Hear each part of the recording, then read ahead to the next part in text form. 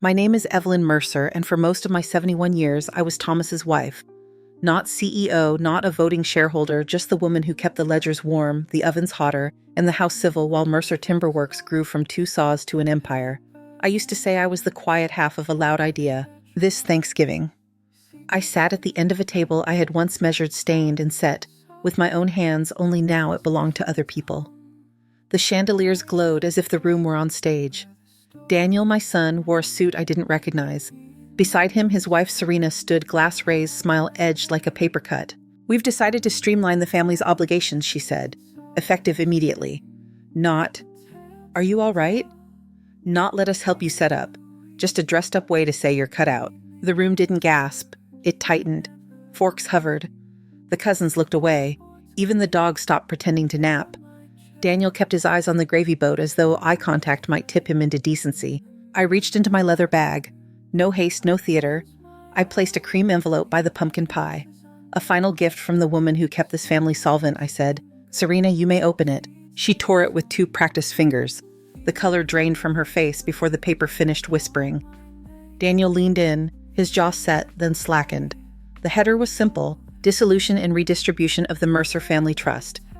Effective 9:00 a.m. today. The chalet, the club dues, the SUV leases, the tuition plans, they were no longer theirs to rubber stamp. The company shares had been reallocated. The trust, once treated like weather ever present and unearned, had become paper again.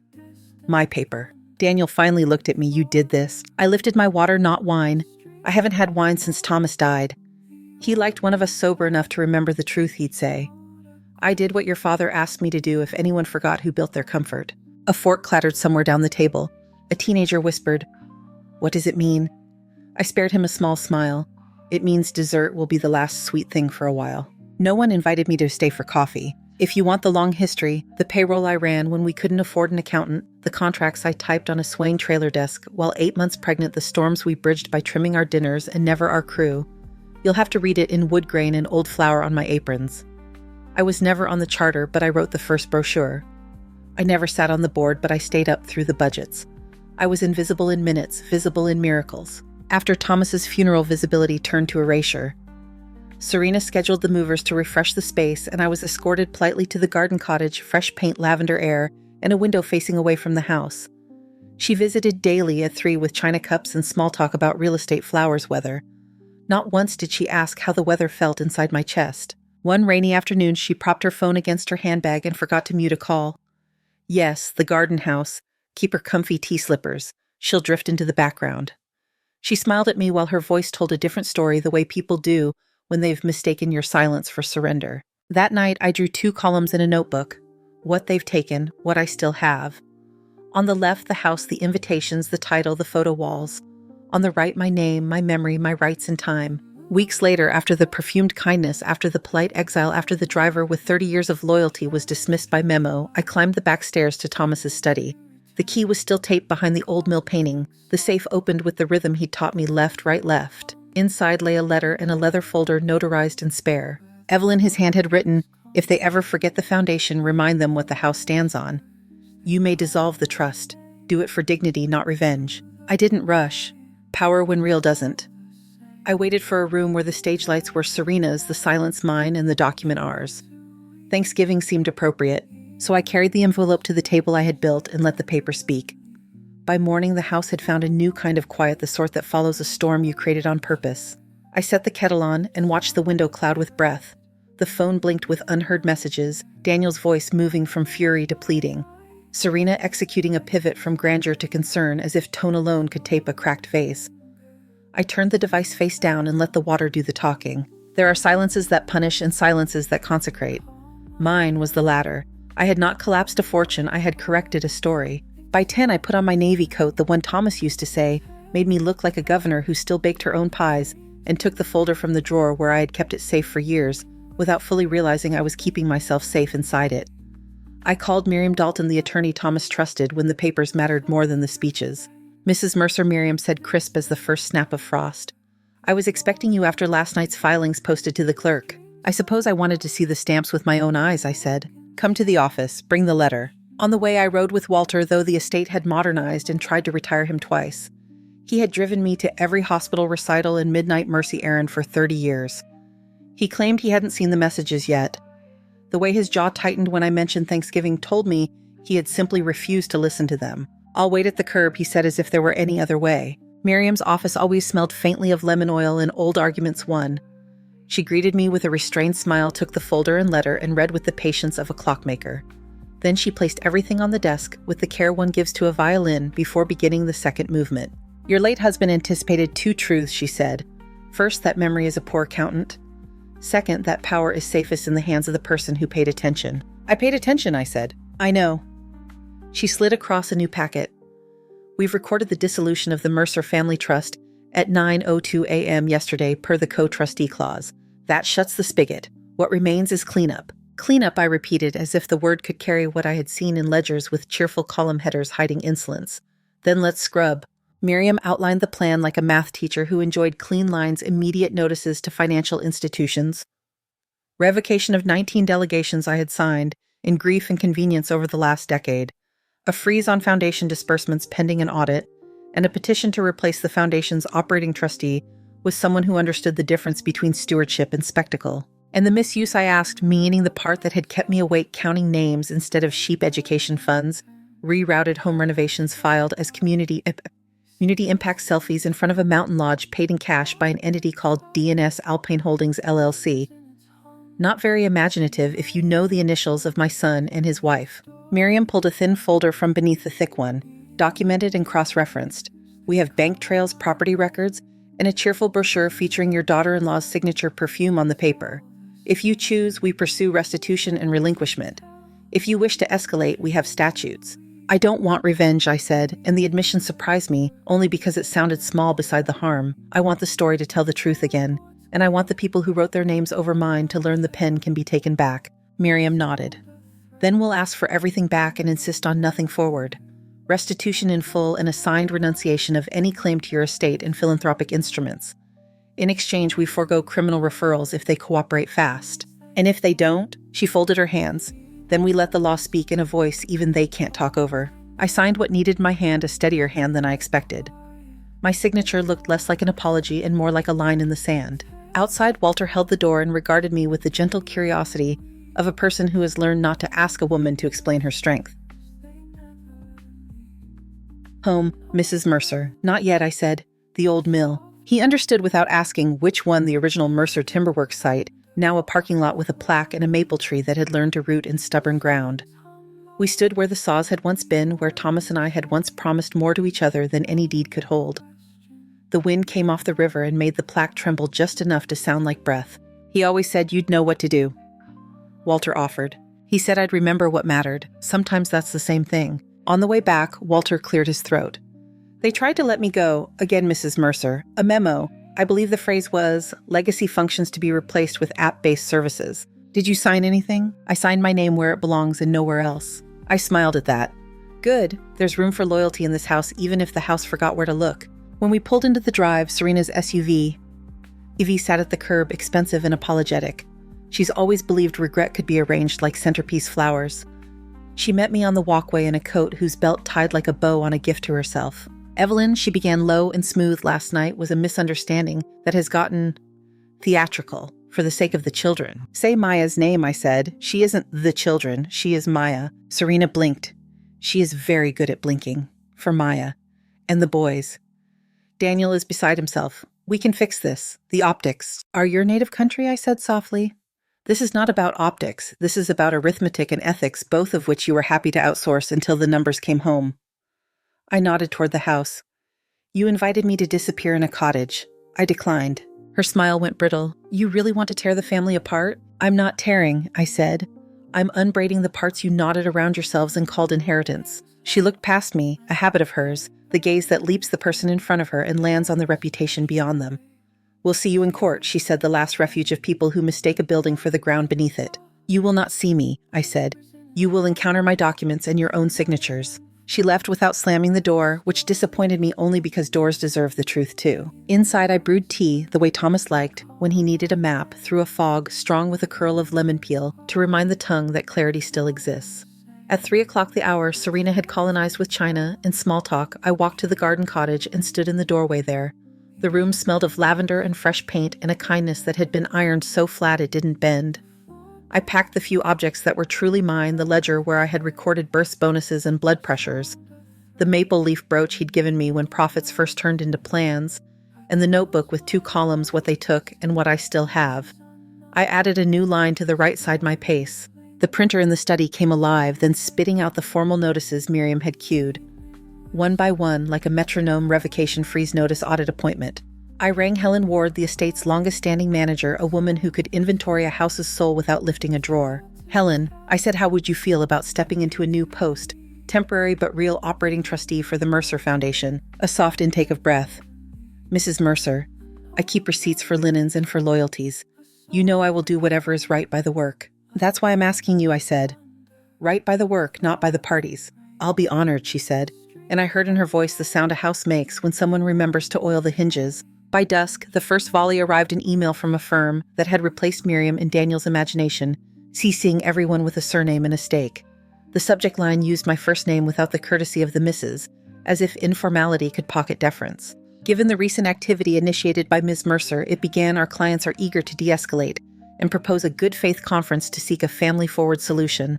I admired the way they piled 3 evasions into one sentence, recent, as if I had not watched the theft accrue month by month, de-escalate, as if my insistence on accuracy were aggression, family-forward, as if the direction that suits them is a compass. I forwarded it to Miriam.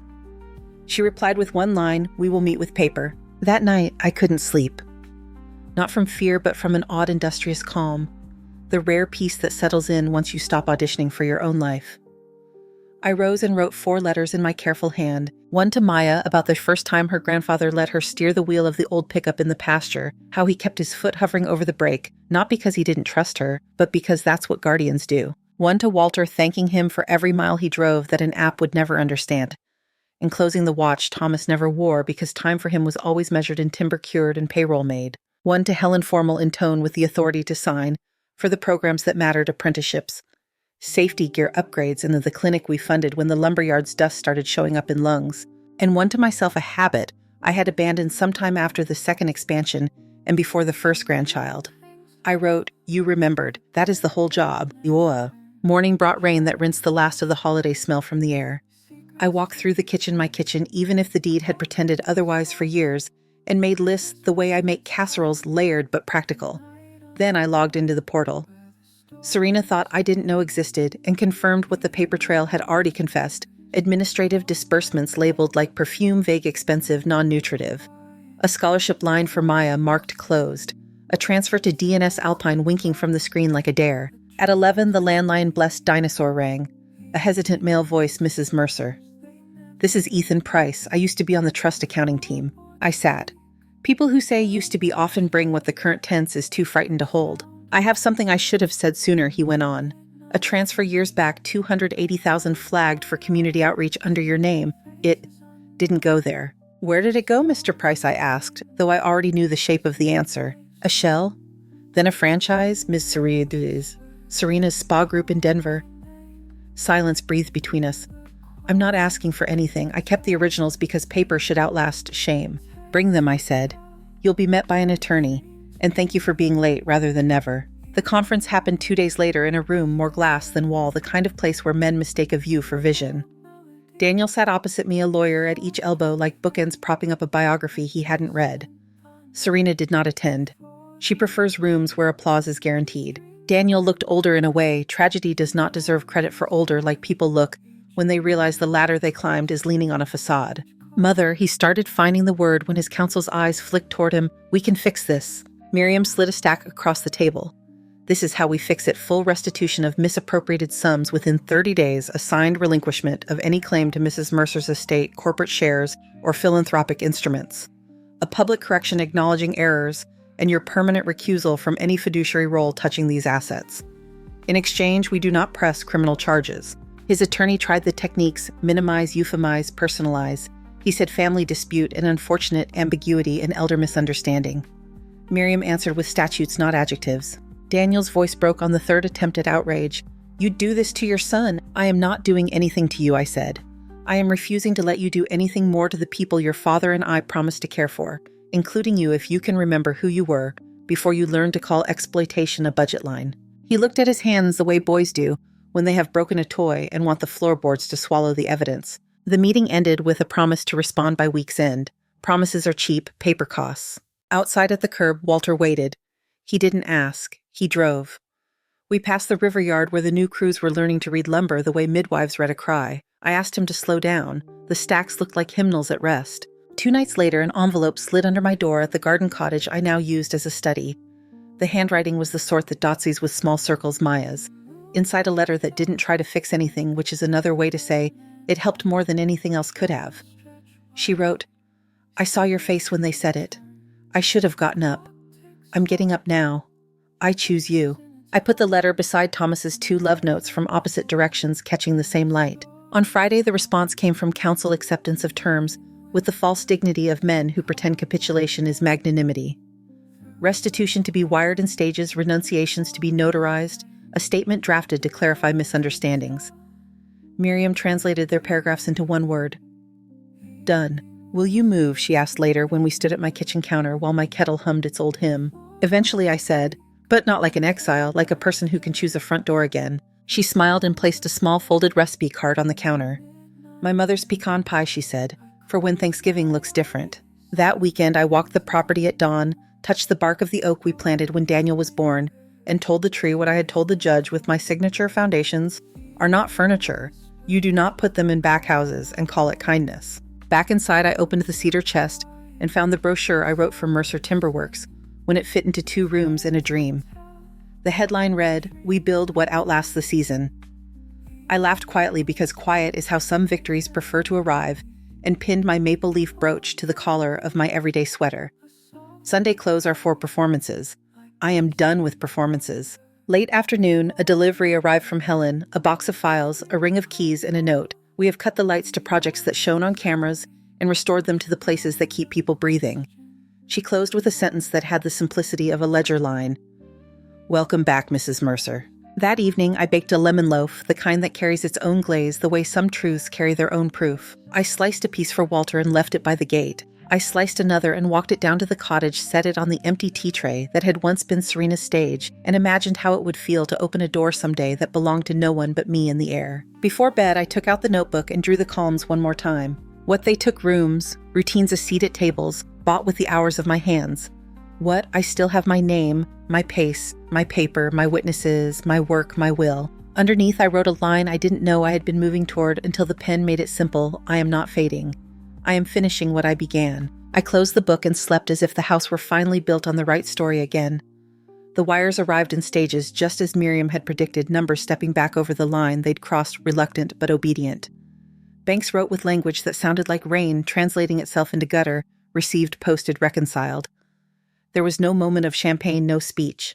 Housekeeping has its own quiet dignity when it follows a storm you chose. We reopened the Mercer Education Fund before anything else. The portal showed Maya's scholarship line as active again. I watched the green checkmark settle like a sigh returning to a chest. Helen, now operating trustee, moved through files with the authority of a person who knows where the house puts its bones. Safety gear orders resumed. Apprenticeship stipends paused in favor of photo op grants clicked back on. The clinic's invoice mass filters lung function tests was paid before lunch.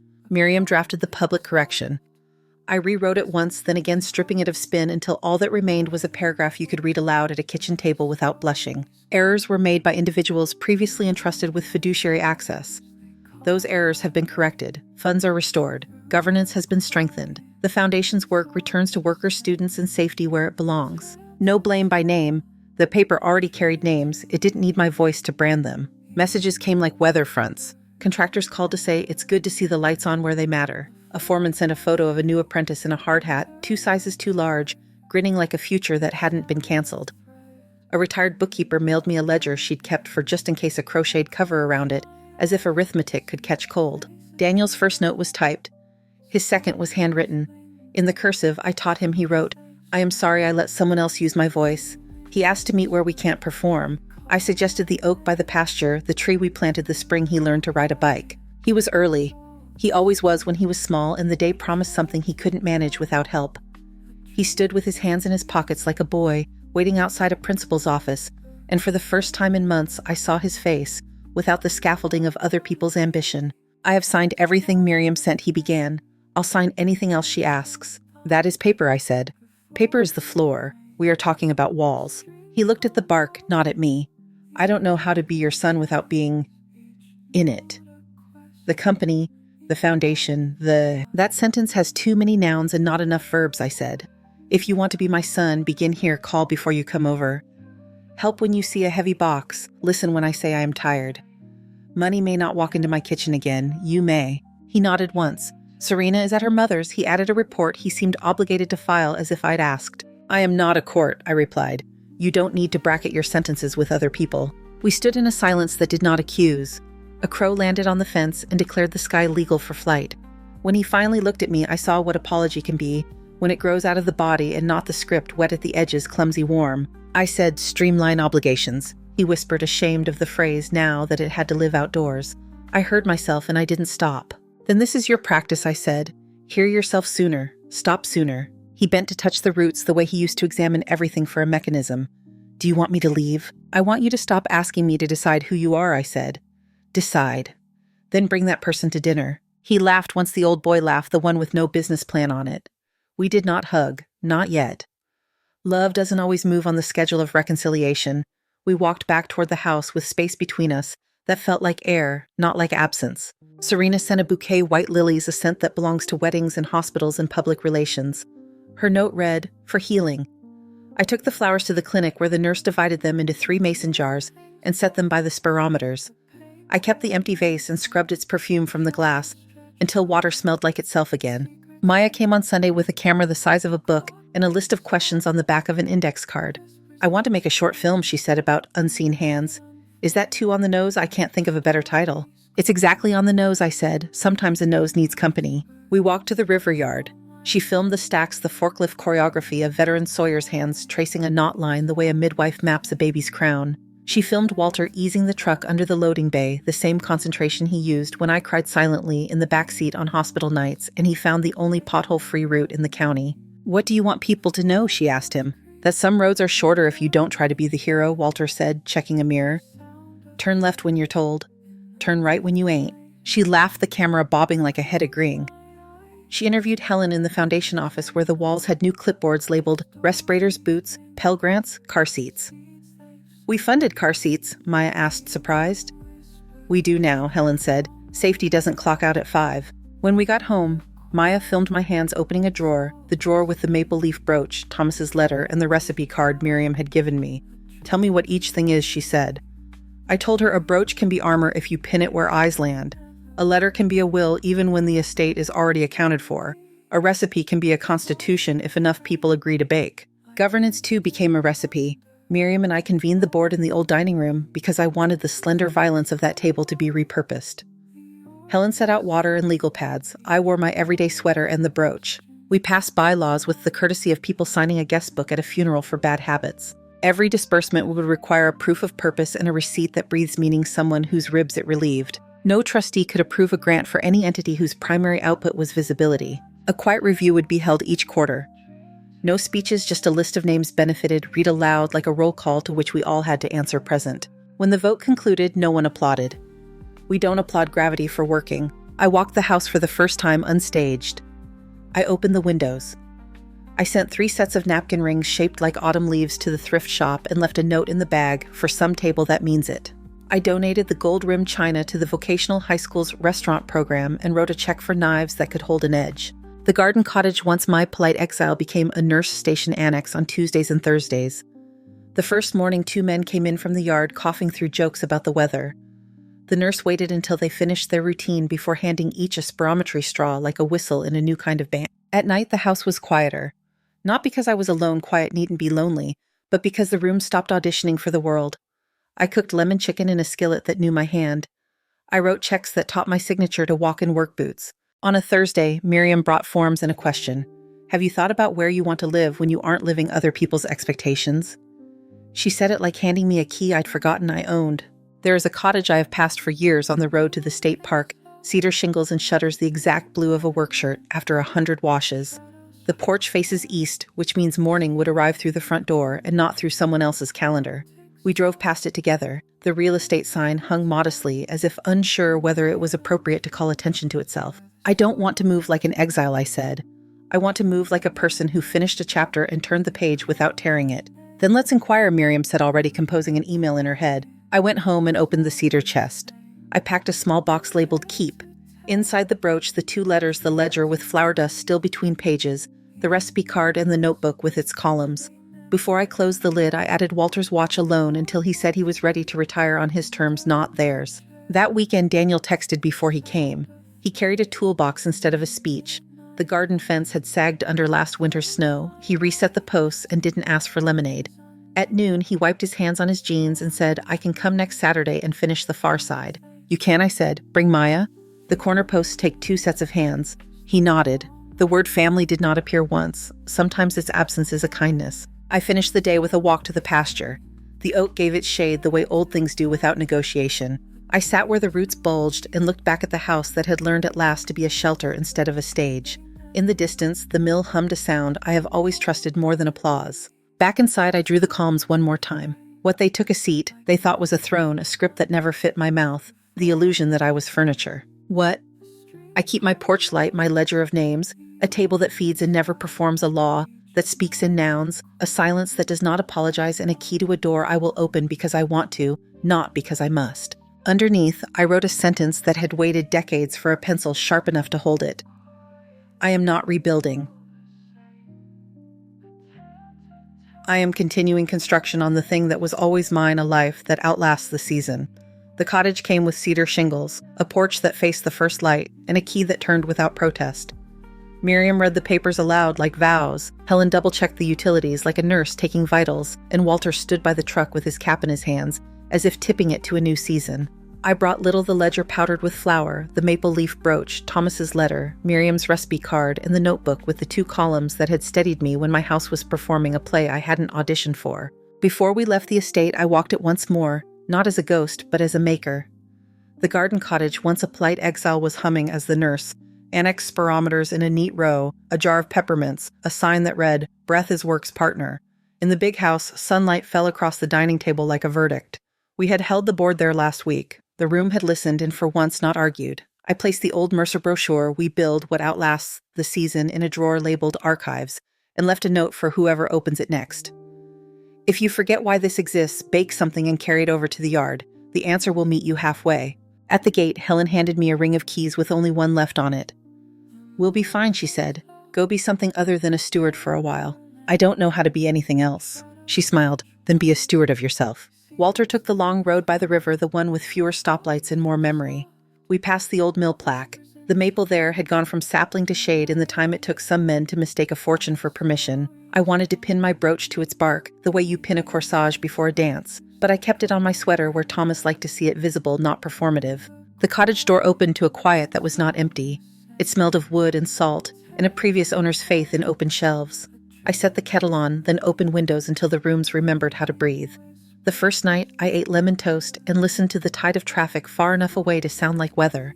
I slept with the ledger by my bed and woke to sun that hadn't asked anyone's permission to arrive. Maya came that Sunday with her camera and a loaf of bread she'd made herself, lopsided valiant. I brought the rough cut, she said, eyes bright the way children look at a finished fort. We watched from the couch while the afternoon threw squares of light across the rug.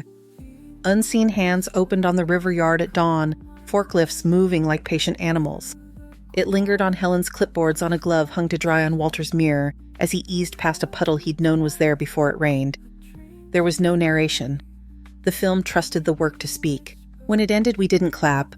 We sat with the credits and the quiet they had earned. Will you show it? I asked. At the vocational school, she said. No red carpet, just cookies in the hall. Perfect. Bring the empty vase, I said. We'll fill it with the lilies Serena sent. Maya laughed, then grew shy. Do you think Mom will come? I don't predict other people's courage, I said. I recognize it when it arrives. The screening took place in a small auditorium built by seniors who had measured their pride into the drywall. Contractors came in their boots. Apprentices came in their first good shirts. One of the clinic nurses sat in the back with a bag of inhaler spacers like party favors only a certain kind of party deserves. Daniel stood by the door, not shaking hands, just holding it open. Serena sent a text, proud of Maya, and stayed away, which for once felt like care. After the lights came up, no one rushed the microphones. People turned to one another and named the hands they recognized on screen. That's Ray's grip. That's Nancy's laugh. That's the boy who threw his back out and came back smarter. When Maya found me, she floated and shook. It worked, she whispered, surprised that truth still has an audience. It always has, I said. It's just not always charged admission. We drove back to the cottage with the windows cracked in November, pretending to be gentle. Daniel came later after letting the house take a breath without him in it.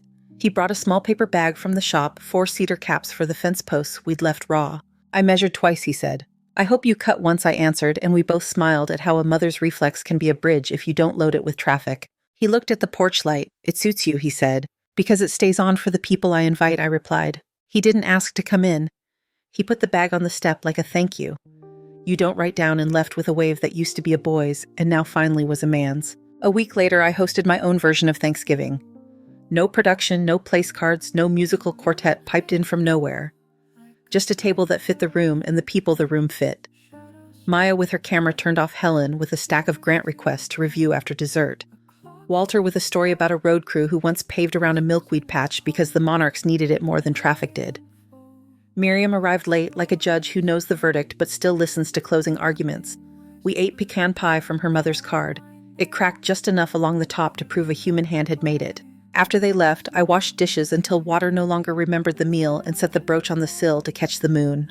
I took out the notebook and drew my columns one last time, not because I needed them, but because rituals deserve a proper goodbye. What they took an audience I never asked for. What I keep a door. I chose a key that works, a name that outlived the stage, a house that feeds the work, that feeds the people, and a silence that finally belongs to me. I closed the notebook and did not put it back in the cedar chest. I left it on the desk open to a clean page. In the morning, I will write grocery lists there, or names of apprentices who got their first raise, or the phone number of a woman who needs a ride to the clinic on Tuesdays and Thursdays. Foundations, after all, are not stone. They are the agreements we keep. I turned off the porch light, then on again, testing the switch, because habit is a kind of stewardship too. The night answered with its own small lights, kitchen windows in other houses, the red eye of a radio tower, the steady blink of a far plane. I pinned the brooch back on my sweater and stood where the floorboards creaked in a friendly way. If Thomas had been there, he would have said, "You remembered." I would have set the kettle on and replied, "That was always the job." Thank you so much for listening to today's story. If this story resonated with you or made you reflect, I'd love to hear your thoughts, so feel free to share them in the comments below. And don't forget to like, subscribe, and hit the notification bell so you won't miss the next story.